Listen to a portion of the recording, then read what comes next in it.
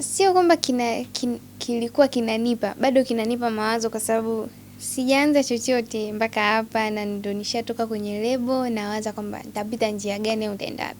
Kwa kweli simu za interview ziko nyingi sana.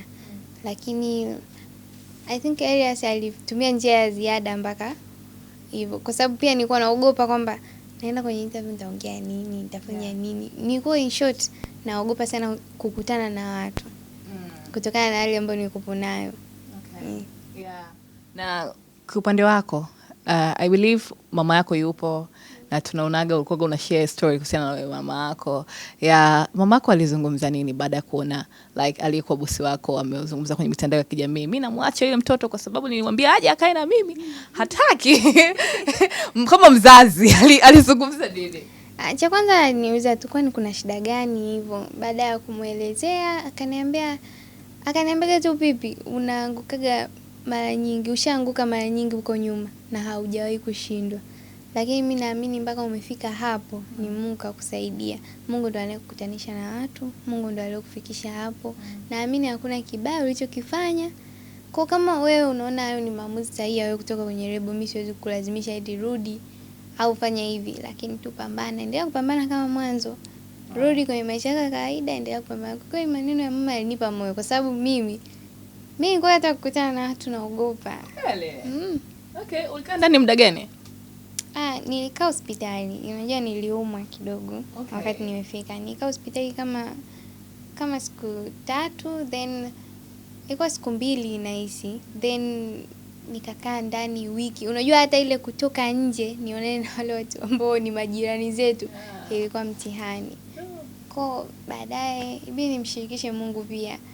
Nikasema ngoja niende kanisani. Unajua mimi nikiwa na tatizo siwezi kumuelezea mtu yoyote. Okay. Ndio maana mimi taarifa zangu nyingi hazipo nje. Yaani kama pipi anapitia hiki ni ngumu.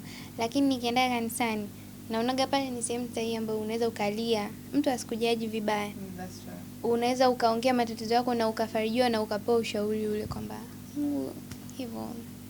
Hata hivi Mungu atakusaidia hivyo. Kwa baada ya kwenda kanisani sasa, first time hivyo nimeenda. Nikarudi kuwa sawa, nikaona kwamba hii nayo ni njia nimepita, yataisha tu. Nice, I love that. Wewe ni dhehebu gani na sasa? Mimi ni Moravian, lakini hapa nilienda kwa pastor anaitwa Clear Malisa. Kwa Malisa. Nice. Yeah.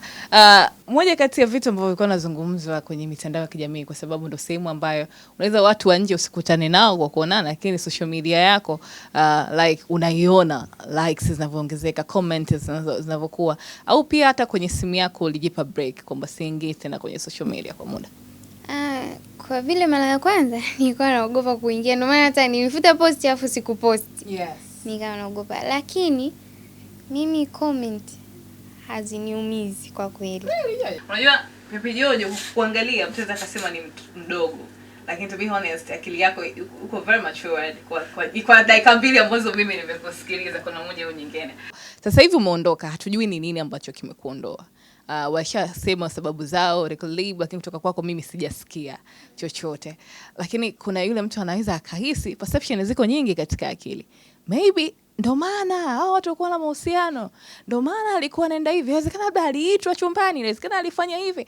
Tuhakikishie hapa kuondoka kwako kwenye label man, hakuna uhusiano na hizi tetesi. Hakuna uhusiano na hiyo kuhusu kucheza. Unajua watu hawajui kitu kimoja. Msanii ukishakuwa unasimamiwa, wewe ni unasimamiwa kila kitu. Kwa hiyo yule anayekusimamia ndo atakwambia sasa unaenda sehemu fulani unatakiwa kaongee hivi.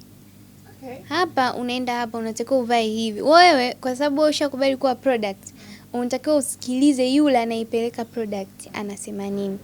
Kwa kuongea, kutembea, kufanya nini, kila kitu unatakiwa uelekezwe na hutakiwi kufanya kitu cha tofauti. Kwa hiyo kucheza ni kwamba management yenyewe ilikaa ikaona kuna vitu hata kama wewe unakiona kwamba hiki kitu kipoje, lakini wewe tayari ushakubali kwa nini product. Kwa inabidi utulie uangalie wanaowekeza hela wana mawazo gani kwako. Okay.